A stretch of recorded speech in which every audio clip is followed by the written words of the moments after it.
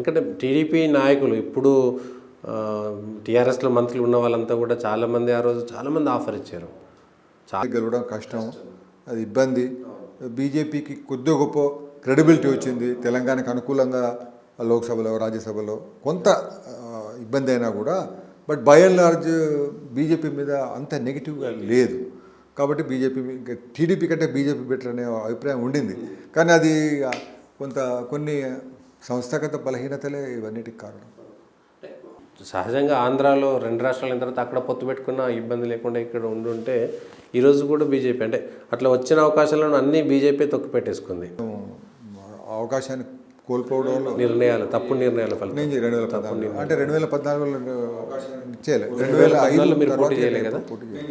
2005 తర్వాత మేయర్గా ఉమ్మడి గ్రాడ్యుయేట్స్లో ఎమ్మెల్సీ, వర్ధన్నపేట నుంచి ఎమ్మెల్యే, అప్పుడు టీడీపీ పొత్తు. మీకంటే ముందు కూడా బీజేపీ ఎమ్మెల్యే ఉండే కదా. మీకంటే ముందు ఎవరు వర్ధన్నపేట లేలే, అప్పుడు ఎస్సీ ఉండేదండి.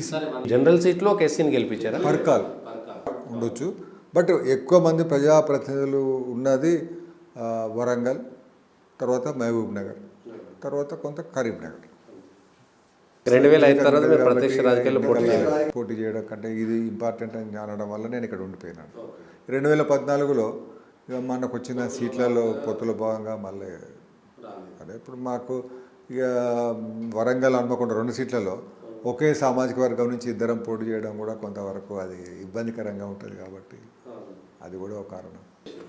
తర్వాత 2018 అయితే అసలు లేరు. 2014 మీరు అందరు అధ్యక్షుల దగ్గర పనిచేసారు. బీజేపీ నేను ఫస్ట్ టర్మే నేను ప్రభుత్వ ఉద్యోగంలో ఉన్నా కాబట్టి నేను లేను డైరెక్ట్గా. పివి చలపతిరావు గారు ఉన్నప్పటి నుంచి నేను ఇక ప్రతి అధ్యక్షుని దగ్గర నేను పనిచేసిన. ప్రతి అధ్యక్షుని దగ్గర ప్రాంత స్థాయిలో ఏదో ఒక హోదాలో పనిచేసిన. కార్యదర్శిగా, తర్వాత ఉపాధ్యక్షునిగా, క్రమశిక్షణ సంఘం చైర్మన్గా, ఉద్యమ కమిటీ చైర్మన్గా, తర్వాత ఇంకా ఇక అన్ని ఇంచుమించు ప్రధాన కార్యదర్శి, అధ్యక్షుడు తప్ప అన్ని హోదాలలో పనిచేసిన పార్టీలో.